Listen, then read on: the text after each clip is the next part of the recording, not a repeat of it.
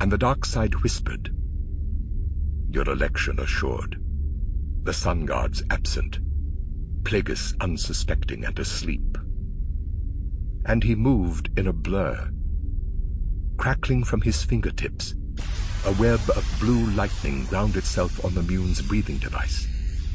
Plagueis' eyes snapped open, the force gathering in him like a storm, but he stopped short of defending himself. This being who had survived assassinations and killed countless opponents merely gazed at Sidious, until it struck him that Plagueis was challenging him. Confident that he couldn't be killed, and in denial that he was slowly suffocating, he might have been simply experimenting with himself, actually courting death to put it in its place. Momentarily taken aback, Sidious stood absolutely still. Was Plagueis so self-deluded as to believe that he had achieved immortality? The question lingered for only a moment. Then Sidious unleashed another tangle of lightning, drawing more deeply on the dark side than he ever had. "Let's go over the second part of the speech, shall we?" he said, smoothing his tousled cloak. "You useless old fool." With a snarl, he threw the cloak back behind his shoulders and leaned toward Plagueis, planting his palms on the low table that was now puddled with spilled wine. "It was Higo Damask as Darth Plagueis who came to Naboo, determined to suck the planet dry of plasma and set the Trade Federation up as its overseers. It was Higo Damask as Plagueis who then set his sights on a seemingly confused young man, and with meticulous skill manipulated him into committing patricide, matricide, fratricide. Darth Plagueis who took him as an apprentice, sharing some of his knowledge but withholding his most powerful secrets, denying the apprentice his wishes as a means of controlling him, instilling in him a sense of murderous rage, and turning him to the dark side." Sidious stood to his full height, glaring. "It was Plagueis who criticized the early efforts of his apprentice, and who once choked him in a demonstration of his superiority. Plagueis who denigrated him in private for hiring an inept assassin to carry out the murder of Senator Kim, and yet who allowed himself to be tricked by the Gran and nearly killed by mercenaries. Plagueis who turned away from the grand plan to focus entirely on himself in an egotistical quest for immortality. Plagueis who had the temerity to criticize his apprentice for having inculcated too much pride in the assassin he had trained. Plagueis who attempted to turn his equally powerful apprentice into a messenger and mere intermediary, and Plagueis who watched in secret while his apprentice tasked their true intermediary to reveal the reborn Sith to the galaxy." Sidious paused, then in derision added, "Plagueis the Wise, who in his time truly was, except at the end, trusting that the rule of two had been superseded, and failed to realize that he would not be excused from it.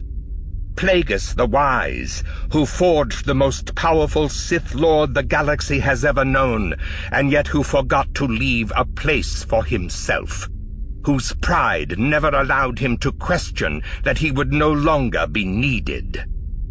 Still struggling for breath, Plagueis managed to stand, but only to collapse back onto the couch, knocking a statue from its perch. Sidious moved in, his hands upraised to deliver another bolt, his expression arctic enough to chill the room. A forced storm gathered over the couch, spreading out in concentric rings to wash over Sidious and hurl objects to all corners. In the center of it, Plagueis' form became anamorphic, then resumed shape as the storm began to wane. Sidious's eyes bored into the Mune's. "How often you said that the old order of Bane had ended with the death of your master. An apprentice no longer needs to be stronger, you told me, merely more clever. The era of keeping score, suspicion, and betrayal was over. Strength is not in the flesh, but in the Force." He laughed. You lost the game on the very first day you chose to train me to rule by your side, or better still, under your thumb. Teacher, yes, and for that I will be eternally grateful. But master? Never. Sidious peered at Plagueis through the Force. Oh yes, by all means gather your midichlorians, Plagueis. He held his thumb and forefinger close together. Try to keep yourself alive, while I choke the life out of you. Plagueis gulped for air, and lifted an arm toward him. There's the rub, you see, Sidious said in a philosophical tone.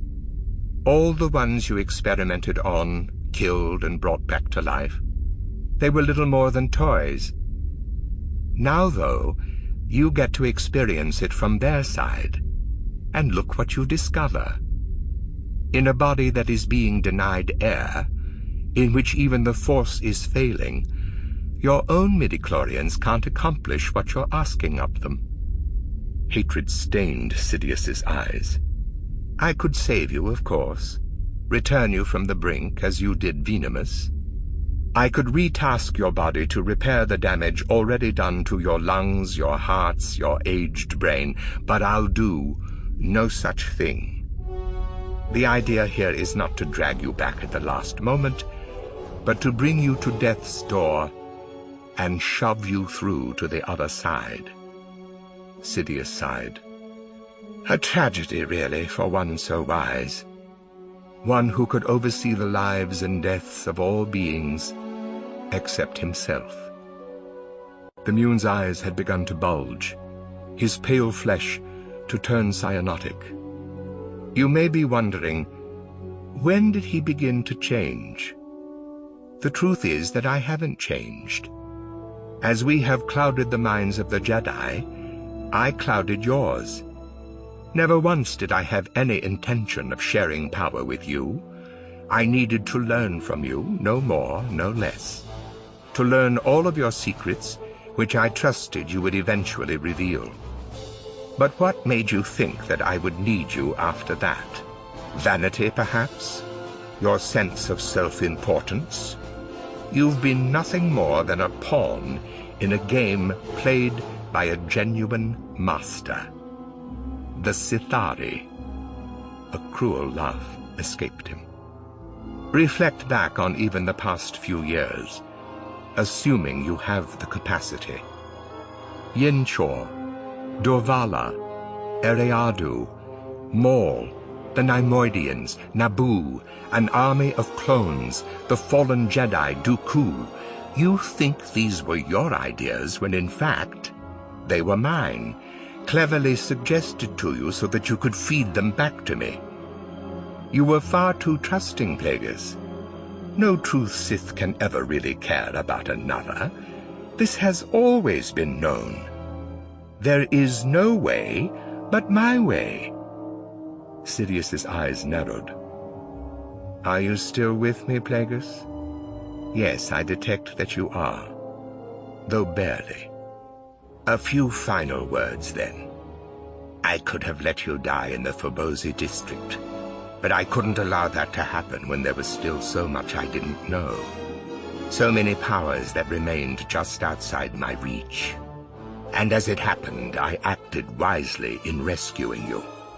Otherwise, how could I be standing here, and you be dying? I actually thought you would die on Sojourn, and you would have if the Hutt hadn't tipped you off to Varuna's scheme. And yet that also turned out for the best, for even after all you taught me, I might not have been able to take the final steps to the Chancellorship without your help in manipulating the Senate and bringing into play your various and sundry allies. If it's any consolation, I'm being honest when I say that I could not have succeeded without you. But now that we've won the race, I've no need for a co-chancellor. Your presence, much less your unnecessary counsel, would only confuse matters.